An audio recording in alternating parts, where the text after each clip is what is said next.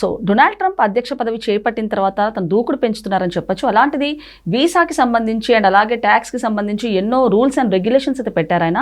So ఇప్పటి వరకు చూసుకుంటే కనుక మొన్నటి వరకు 25% ఉన్న సుంకాలను ఏకంగా 50% అయినట్టు తెలుస్తుంది.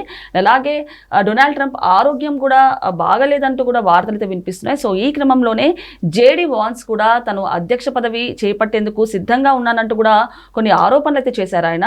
మరి దీని గురించి విశ్లేషించుకోవడానికి మనతో పాటు జనసేన రాష్ట్ర అధికార ప్రతినిధి శ్రీనివాస్ గారు ఇప్పుడు మనతో ఉన్నారు. నమస్తే సార్. సార్, మరి ట్రంప్ అధికారంలోకి వచ్చిన తర్వాత ఎన్నో రూల్స్ అండ్ రెగ్యులేషన్స్ అయితే పెడుతున్నారని చెప్పొచ్చు. అంటే ట్యాక్స్ కానివ్వండి, సుంకాలు, వీసా, ఇలా అనేక రకాల రూల్స్ అండ్ రెగ్యులేషన్స్ పెడుతున్నారు. ఏకంగా 50% చేశారని చెప్పొచ్చు సుంకాలు చూసుకుంటే కనుక.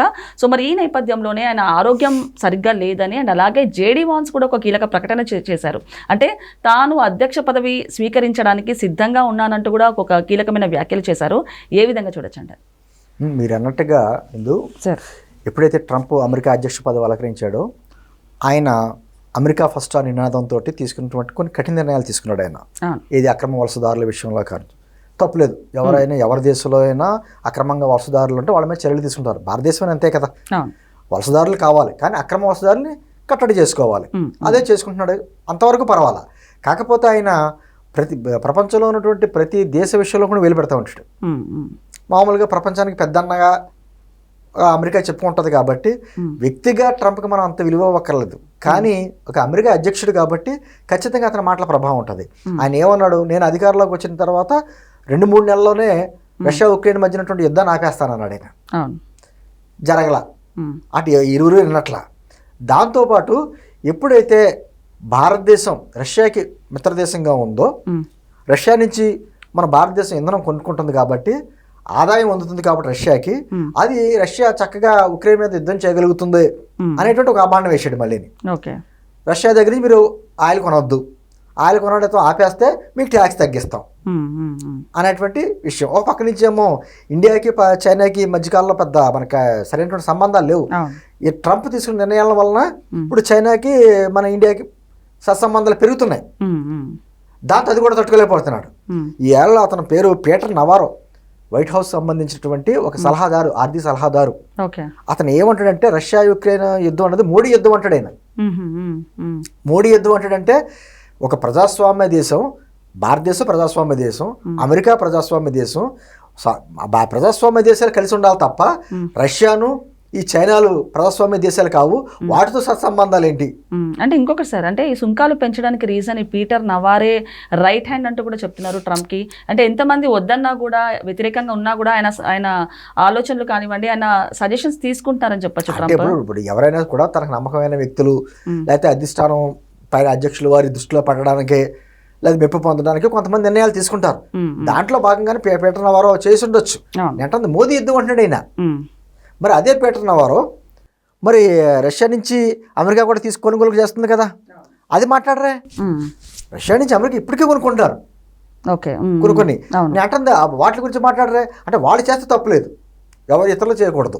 ఆ నిబంధనలు గతంలో అయిపోయింది. ఇప్పుడు గ్లోబల్ విలేజ్, ప్రపంచం అంతా విలేజ్ అయిన తర్వాత మనం ఎక్కడ కావాలో అక్కడ కొనుక్కుంటాం. ఒకవేళ నిబంధనలు పెడితే అమెరికన్స్ కూడా నష్టపడతారు. స్థానికంగా అమెరికా కూడా చాలా నష్టపోతారు. అమెరికా నుంచి సమాజం నుంచి కూడా తీవ్ర వ్యతిరేకత ఏర్పడుతుంది. వాళ్ళ ఫారిన్ మినిస్ట్రీస్లోనే అధికారులు అందరూ మాట్లాడుతున్నారు, అనేక మంది మాట్లాడుతున్నారు. మాజీలు కావచ్చు, ఇప్పుడున్న వ్యక్తులు కూడా కావచ్చు. భారతదేశం మనకి మిత్రత్వ దేశం, దాన్ని మనం తోలాడుకోకూడదు, దూరం చేసుకోకూడదు అని చాలామంది మాట్లాడుతున్నారు. కానీ మరి ట్రంప్ గారికి తలకెక్కుతుందో లేదో తెలియదు. కానీ ఏదో రకంగా నేను అంటుంది ప్రపంచాన్ని మీద ఏదో పెత్తనం చేయడానికి నేను వచ్చిన తర్వాత, ఇప్పటికే మొన్న ఇండియా చైనా పాకిస్తాన్ మీద జరిగినటువంటి యుద్ధాన్ని నేనే ఆపానంటే నేను. చాలా మంది అనుకుంటారు, అంటున్నారు ఏమంటే మోదీ గారు కనీసం మాట్లాడేంటి, పదే ట్రంప్ ఇలాగా నేనే ఆపాను యుద్ధం అంటే మాట్లాడేంటంటే చాలా తెలివిగా వ్యవహారం చేస్తున్నాడు ఆయన మోదీ గారు. ఇంకొకటి ఇజ్రాయెల్ అండ్ రష్యా దాంట్లో కూడా ఆయన మీడియేషన్ చేయడము అండ్ అలాగే ఇండియా పాకిస్తాన్ దాంట్లో మీడియేషన్ చేయడము. అదిగమ్మా కెనడా వాళ్ళకి మిత్ర దేశం ఎప్పటి నుంచో అమెరికాకి. ఆ కెనడా ప్రైమ్ మినిస్టర్ కూడా పిలిచి ఏ విధంగా వ్యవహరించడం మనకు తెలుసు. కెనడాని తీసుకొచ్చి అమెరికాలో కలిపేసుకుంటా ఉంటాడు, ఏం మాట్లాడతాడో తెలియదు. ఏంటంటే అతని ఆరోగ్య పరిస్థితి మీద కూడా కొంచెం ఆందోళనకరంగా ఉంది. సరే, మీరు అడిగారు జేడీ వాన్స్ ఇప్పుడు స్టేట్మెంట్ ఇచ్చాడని చెప్పేసి వైస్ ప్రెసిడెంట్. అంటే ఎందుకు ఇచ్చాడు అంటే కొన్ని రకాలుగా ఈ మధ్యకాలంలో ఆయన వైట్ హౌస్లో కొన్ని మీటింగ్స్లో కనపడినప్పుడు ఓ చేతికి అది తగిలించుకుంటారు కదా, ఇంజెక్షన్స్ అవి తగిలించినటువంటి వైర్లతోటి వాటితోటి కనపడడం, ఈ కొంచెం అంటే బయటికి రాకపోయినా ఆయన ఆరోగ్య పరిస్థితుల మీద కొంచెం ఆందోళనకరంగా ఉంది. అందులో వయసుకి దాదాపు 79 ఏళ్ళు నుండి 80 ఏళ్ళు వస్తున్నాయి అతనికి కూడా. కానీ ఆయన వయసు రీత్యా కూడా కొన్ని ఇబ్బందులు ఉండొచ్చు. అందుకని జేడీ వాన్స్ గారు స్టేట్మెంట్ ఇచ్చిండొచ్చు. నేను అంటుంది అది కాదు, ఆయన ఆరోగ్యంగా బాగుండాలని చెప్పి మనం కోరుకుంటాం, దాని గురించి కాదు. నేను అంటుంది ఇప్పటికైనా ఈ ట్రేడ్ వార్ ఏదైతే ఉందో వాణిజ్య యుద్ధం ఎవరితో చేయాలో ఎవరితో చేయకూడదో లేకుండా మళ్ళీ భారత్ మీద నిందలేస్తా, నిబంధనలు పెంచుతా అమెరికా ప్రజలను కూడా ఇబ్బంది పెడుతున్నాడు ఆయన. అంటే ఇటువంటి సలహాదారులు కొంతమంది ఉంటారు, ఎవరికైనా కొంతమంది వాళ్ళకి తగ్గట్టు సలహాదారులు పెట్టుకుంటారు కదా.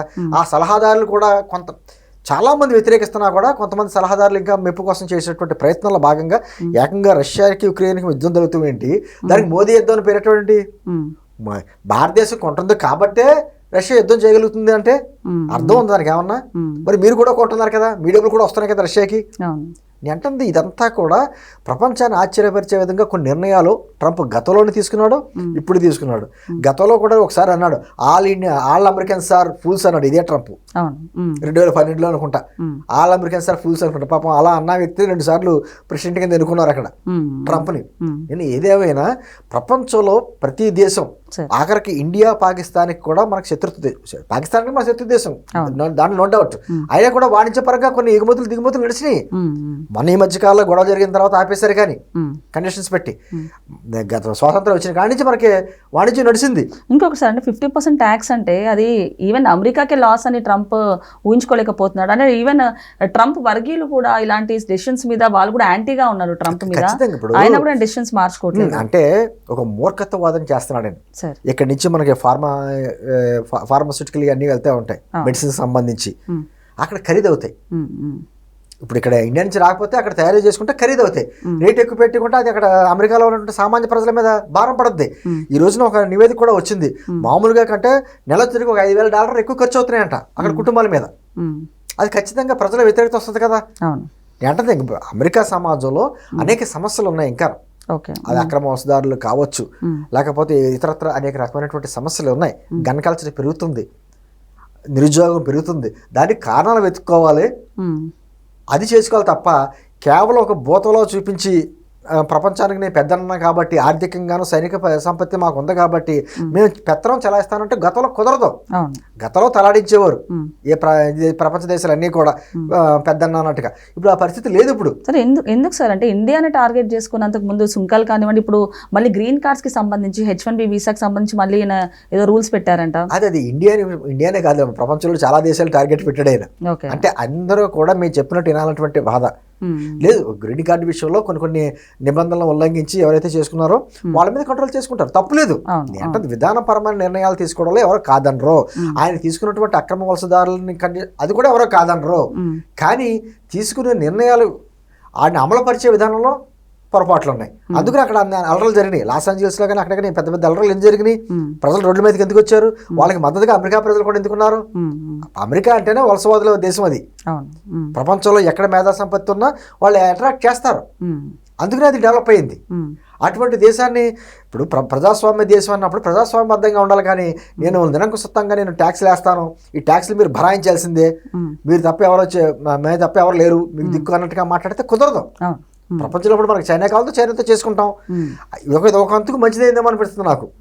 ఇటువంటి నిబంధనలు, ఇటువంటి లేదా బ్లాక్ మెయిలింగ్, మనమే కన్స్ట్రక్షన్ అన్నీ కూడా డెవలప్మెంట్ అంతా ఇక్కడే చేసుకుంటే ఖచ్చితంగా ఒకళ్ళ మీద ఆధారపడక్కర్లేదు.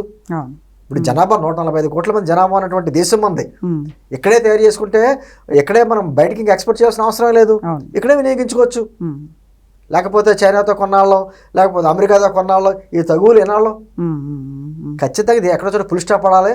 ట్రంప్ చేసింది పరోక్షంగా మనకి భారతదేశానికి కలిసి వస్తుందేమో, మోదీ గారి లాంటి నాయకత్వం ఉంది కాబట్టి ఇక్కడ ఆచితూచి నిర్ణయాలు తీసుకుంటుంది. అందుకనే పదే పదే మోదీ గారు అంటారు ఇండియాలో స్వదేశీ ఉత్పత్తులు కొనండి అంటే కారణం ఇదే. బయట ఉత్పత్తుల మీద ఆధారపడిపోయాం మనం, ఇక్కడే తయారు చేసుకుని ఇక్కడే మనం మేక్ ఇన్ ఇండియా ఉద్దేశం అదే కదా. ఇక్కడే తయారు చేసుకుని ఇక్కడ వస్తువులు మనం కొనుక్కుంటామంటే ఇంకా బయట దేశాల మీద ఆధారపడే పరిస్థితి కొద్దిగా తగ్గుద్ది. కొన్ని వస్తువులు మాత్రం తప్పదు బయటని తెచ్చుకోవాలి. అటు సానుకూలంగా స్నేహపూర్వకంగా మనం చేసుకుని విదేశాంగ విధానం అంతా తెచ్చుకుంటాం. నేను ఎప్పటికైనా ట్రంప్ మనకి ఆ విషయం అర్థమవుతుందో లేదో, అతను తీసుకున్న నిర్ణయాల వలన అమెరికాకే పెద్ద నష్టం జరుగుతుంది. ఇప్పుడు కానీ గమనిస్తా లేదో చూడాలి. ఓకే సార్, నమస్తే.